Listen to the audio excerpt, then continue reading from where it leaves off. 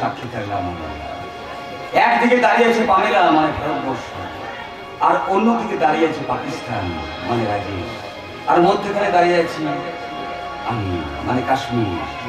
ভারতবর্ষ বলছে কাশ্মীর ওর, আর পাকিস্তান বলছে কাশ্মীর ওর। আসলে কি জানেন, কাশ্মীর মধ্যখানে দাঁড়িয়ে স্বাধীনতার দিন গুনছে।